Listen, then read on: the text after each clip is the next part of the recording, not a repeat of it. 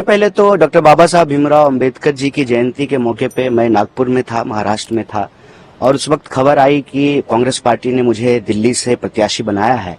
तो मैं दिल्ली की जनता का आभार व्यक्त करना चाहता हूं, उनको कोटि कोटि धन्यवाद देना चाहता हूं। मैं आभार व्यक्त करना चाहता हूं दिल्ली प्रदेश कांग्रेस कमेटी के हमारे सभी कार्यकर्ताओं का, सभी नेताओं का, सभी पूर्व विधायकों का, सांसदों का, मंत्रियों का, कि उन्होंने ये फैसला लिया है। इससे एक जो है मैसेज जाएगा देश में कि हम मजबूती से जो है लोकसभा चुनाव लड़ रहे हैं। और इसी मौके पे हम धन्यवाद देना चाहते हैं हमारे कांग्रेस पार्टी के शीर्ष नेतृत्व का कि उन्होंने मुझे योग्य समझा है। दिल्ली की जो देश की राजधानी है वहां से प्रत्याशी के तौर पे खड़ा करने का फैसला उन्होंने लिया है, उम्मीदवार बनाने का। निश्चित तौर पे जो है हम उनकी उम्मीदों पर खरा उतरने की कोशिश करेंगे। और देश में जो हमारी न्याय की मुहिम है, जो न्याय की लड़ाई है, जो हम 5 न्याय की बात कर रहे हैं, युवाओं की न्याय, महिलाओं के, किसानों की न्याय, और जो इस देश के भीतर जिन लोगों के साथ भी, चाहे वो किसी भी जाति वर्ग समुदाय के हों, किसी तरह का कोई अन्याय हो रहा है तो उस अन्याय को समाप्त करके न्याय की स्थापना करना, जो हमारा न्याय पत्र है उसके संकल्पों को लागू करने की हम कोशिश करेंगे, उनके उम्मीदों पर खरा उतरने का प्रयास करेंगे। आपके सामने जो कैंडिडेट है वो 2 बार के सांसद है, मनोज तिवारी, कितनी चुनौती मानते हैं आप उन्हें? देखिए, कोई ना कोई तो सामने होगा ही। जब चुनाव हो रहा है, इट्स लाइक कि जब कोई टूर्नामेंट होता है, कोई गेम होता है तो 2 टीम होती है, तो कोई ना कोई तो सामने होता ही। मेरे ख्याल से व्यक्ति महत्वपूर्ण नहीं होता है, विचार महत्वपूर्ण होता है, मुद्दा महत्वपूर्ण होता है। 10 साल से वो सांसद हैं तो वो बताएं नॉर्थ ईस्ट की जनता को, नॉर्थ ईस्ट दिल्ली की जनता को, कि 10 साल में उन्होंने क्या किया है।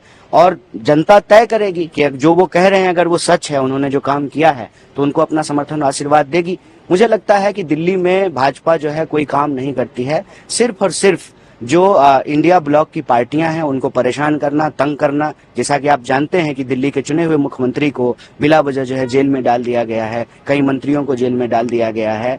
तो जो एक चुनी हुई सरकार है उसको अस्थिर करने का प्रयास किया जा रहा है। तो कहीं ना कहीं ये दिल्ली का अपमान है, दिल्ली के आम लोगों का अपमान है, दिल्ली के अंदर जो लोकतांत्रिक प्रक्रिया है उसका मजाक उड़ाया गया है। मुझे लगता है कि इन चीजों का सवाल जो है, इन चीजों पर जनता जरूर पूछेगी और इसका जवाब जो है माननीय सांसद जी को देना पड़ेगा। पिछले बार आप जिनके खिलाफ चुनाव लड़ते उनका एक बयान अभी आया है, गिरिराज सिंह कह रहे कि जिन्हें रिजेक्ट कर दिया उन्हें कांग्रेस ने उतारा। अभी ये बात तो उनके ऊपर भी लागू होता है। बहुत सारे ऐसे लोग हैं जो कांग्रेस पार्टी में चुनाव हार गए थे और अभी जो है पलक पावरे बिछा करके, जो है रेड कारपेट बिछा करके उनका भाजपा में स्वागत किया जा रहा है। हम यही कहते हैं कि आपकी बात में ना एक सच्चाई होनी चाहिए, एक ईमानदारी होना चाहिए।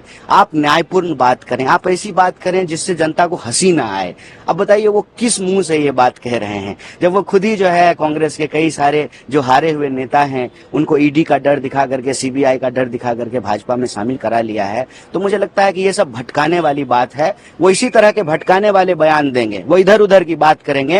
हम रोजी रोटी, कपड़ा मकान पे टिके रहेंगे, हम आम लोगों के विकास के सवाल पे टिके रहेंगे, हम आम लोगों के अन्याय की बात पे टिके रहेंगे। हम उनकी इधर उधर की बातों में फंसने वाले नहीं। प्रधानमंत्री का एक बयान कल का, टुकड़े टुकड़े ज्ञान का सुल्तान कह दिया कांग्रेस को। अब देखिए, जब चीफ ही ऐसी बात करेंगे तो स्वाभाविक रूप से जो है उनके बाकी कमांडर जो है वो वही भाषा बोलेंगे।